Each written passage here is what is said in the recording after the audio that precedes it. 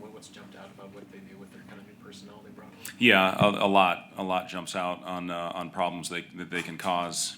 First of all, they play with a lot of pace. We're going to have to do a good job getting back in transition. They really share it. They do a good job. Creating threes. Jaco Jonas is unbelievably impressive at the point guard position for his age, assist to turnover ratio. He's a wizard in ball screens. So, we're going to have to do a good job, trying to not only contest shots but contest passes, buy rotations time, and close out with urgency, which we obviously did not do a great job of that early in the game the other day. And it's funny how this game works, and the basketball gods work. We're down 19-2. Burke dives on the floor, first to floor, that makes a great hustle play, and then the next thing you know, we're on a 19-4 run. So, we just have to make a play like that early, to set the tone and hopefully, get the advantage with the 50-50 game. The other thing with Illinois is they are relentless on the glass. They had 21 offensive rebounds in their last game against Northwestern's. They had 15 at Michigan State, which is damn near impossible to do with that team and their physicality. They lead the nation in rebound margin, and they crash everybody. So it's not just they don't send anybody back. They all five crash, and if we don't make contact and play physical, it's going to be a long day. With the perimeter defense, I know you've talked about how the scheme works and can be elite when the effort is there. How far away is the effort from being to where it needs to be? I look at it this way, Robin. 23 days ago we were 12-2. We were 2-1 in league. We had the 9th-ranked defense in the country, and I think we were projected 5 seed. We were doing a lot of really good things. We've lost our identity.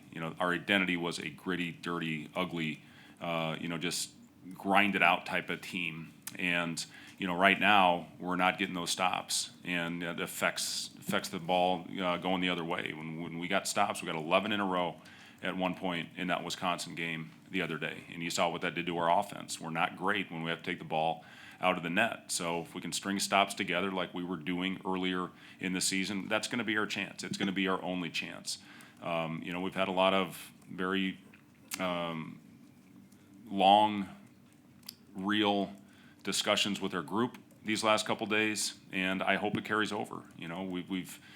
We can't have a here we go again mentality, and I've seen that when the ball isn't going in the basket, when teams are hitting shots, whatever they are, semi-contested, contested, heads drop, and we just are not worth a damn when that happens. So we got to find a way to battle through these tough times, through adversity. We found a group that got it going. Unfortunately, Raleigh picked up his second foul when we were on that run, and Sam, couldn't even breathe. So, had to make a couple subs, and you hope your guys go back in and build off what the bench guys did or whatever group was in there, what they did. But we didn't. That thing flipped right back. Our energy dropped, and we never got it back. So, when we're doing things well, we got to continue on with those things. There's a formula, and when it's working, we're a pretty good team. When you talk about like body language and that sort of thing, how surprising is that on a team with 6 seniors that's been? Well, listen, I've been around this game a long time at every level, and it happens, regardless of what it is when you're going through a difficult stretch. We got to get a win. We have to get a win to get our guys some confidence and to get out of that mentality of, here we go again. But, it's, again, when things are going well, I kind of see us right here. When things are going good, we go here. When things aren't, we go like that. And you have to be here regardless of the circumstance of what's going on the floor. And, I hate even saying this because I know it doesn't matter, but in practice we're pretty damn good, But when the lights turn on and when the adversity hits, for whatever reason, we lose that. We kind of get that blank look on our face, and we got to get out of that. If we have any chance of winning, any chance of making a run, we got to get out of that mentality. The other thing I look at, and again, you try to do everything you can to talk to your group about, the sky it's crumbling, but it's not falling all the way down. I look at our team 2 years ago, Bandamel and Jawan go down. We're 3-9 in league, and all of a sudden we flip it and we go 6-2. Had the best record in the Big Ten in February with the depleted roster, but we fought, man. We fought every day, so we can turn this thing around. But I'm sick of saying it. It's like I'm beating a dead horse in that room, saying, all right, there's time, there's chances, but we're running out of them. We're running out of time. So we got to get this thing going. And what we did in this building a year ago was special. And we got to get that back. And then we get to go on an extended road trip, which I think will be good for this group to be able to spend quality time together, similar to our tournament in Hawaii when we were playing some of our best basketball of the season. But it's all about tomorrow, man. I mean, we took our board down. We had standings in there. We have Nebraska and Illinois, and that's it. And these games have to be our Super Bowl, for the rest of the year. One game at a time if we want to get out of this. I know it's the oldest cliche in a book, but that's where we are right now. Is there a role that sports psych can play where it's maybe the same message but coming from a different person? Yeah, and I'm confident in our sports psych department, and we have a sports psychiatrist that is at practice. She's in our locker room. She's at our games. So yes, I do think all that. When you look at everything, Kurt Joseph, he does meditation with our guys. He has a mindfulness program that he does with our guys. They do yoga. So we're trying a lot of things, Amy. And again, you just got to go out there, and I'm sick of talking about it. You got to go out there and execute it. Are there any players specifically who have maybe done a better job of not getting that blank look and staying with? I've talked a lot about Juwan, this season. And if you would have told me 3 years ago when we got Juwan, if he would be the one that would emerge into this, I'm not sure I would have believed it. But I'm proud of the kid, man. He has really done a great job of being the constant voice, and we needed that with no Rink, with no Josiah, with no Casey. CJ was a good leader for us a year ago. I mean, we lost, a lot of really strong voices that aren't there anymore. But I give Juwan credit. He's the guy every day I know that comes in here. And the other guy, we watched. Again, you're searching for something to try to get them going, keep their spirits. We showed some clips from earlier in the year of our bench, just how engaged and how much everybody's pulling, whatever their role is, pulling for each other. And the guy I give a lot of credit to is Jeff Grace. Most people probably don't even know who Jeff Grace is, but when I see Jeff Grace, when I see Henry Burt out there scoring a basket and see the group jump off, they love those guys, man. And Jeff Grace is going to go down as one of my all-time favorites. He is the voice. He and Juwan are the two I hear more than anybody. And Jeff, he's played a couple possessions at the end when we need a steal, to go in there. But I'm just telling you, man, you got a kid like that knows he's probably not going to get in the game, that brings a voice and tries to get the guys going and brings an energy, and it has a unbelievable spirit to him. And, when you see your guys pulling for guys like that, we need to get that back. If everybody could have Jeff Grace's spirit, man, it would make our jobs a lot easier. But, to answer your question, yes, Juwan, Jeff, those are the voices I hear more than anybody.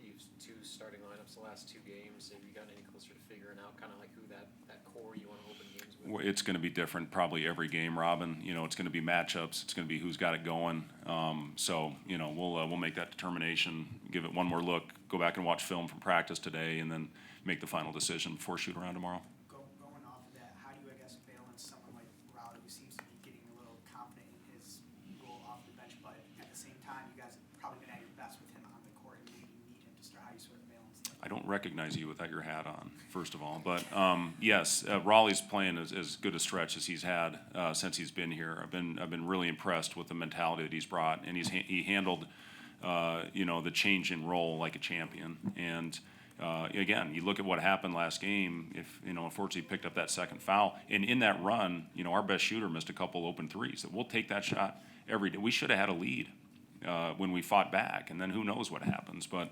unfortunately, Raleigh picked up that second foul. But I thought he really was the catalyst in that run of getting us open shots. He found Connor in transition a couple times, got downhill into the paint, hit a couple shots, guarded. So yes, Raleigh, I've been really proud of him, how he's played.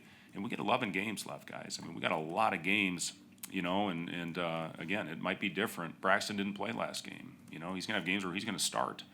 There may be, other games based on matchups where it does happen like it did the other day. So, everybody's got to be ready. When your name's called, go make a positive impact on the game. Make winning plays and have a great attitude. What's the next level, or is there something with Bryce that you'd like him to focus on to help you out of this rut? Yeah, I mean, obviously Bryce has a lot of responsibility, and that goes with being the best player on the team. And, when I look back on his season, when you look at Hawaii, when you look at Indiana, I mean, he's as good as any player in the league. at that time. And there's a lot of attention on him right now, rightfully so. He's a hell of a player and an unbelievable talent. You know, consistency, being better on the ball. You know, he was as good as anybody guarding the ball. Our defensive numbers skyrocketed when we made a change a year ago and started him at the point. And, you know, a lot of that was because of his defense. So just that defensive intensity, consistent defensive intensity is very important, you know, not only with Bryce, with everybody, with our whole team. And, you know, urgency, that's a big word, urgency, consistency. You know, all those things that you try to do to get your guys going. But you need it out of your older players and your best players. They got to bring it, man. They got to bring it or you're not going to win. So Braxton not playing was just matchup. It was a matchup thing, yep. In the current era of rosters changing in college basketball, how does a team like Illinois manage to maintain success with an entirely different roster? Yeah, I mean, they got a couple pickups late that really, I mean, they got two of the best players in the league, and it happened kind of late, and they flipped and switched schools, and give them credit. I mean, they are a exciting, fun, they've won 3 road games already. One of those was a 32-point win at Oregon.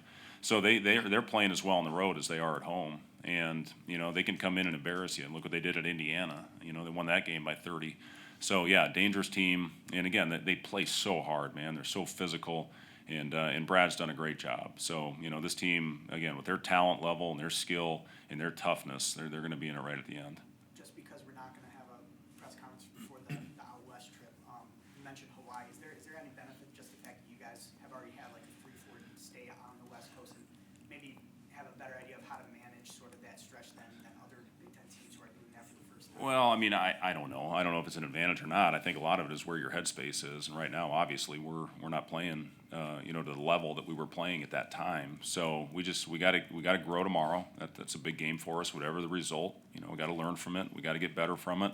But yeah, we go out there and you know, we're still figuring out exactly if we can stay over. We're going to stay over in Oregon, try to practice there as opposed to flying and practicing at Washington, and then we'll get a day in the arena in Seattle and then and play. And we're going to stay over. I talked to John Cook about this when they played out west.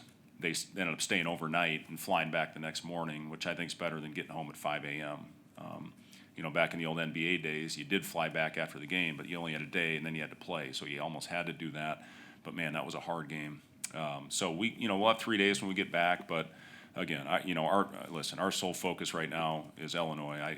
I could give two, you know what's about our West Coast trip right now. We got a big one tomorrow night. Anything else for Coach? Thanks, guys.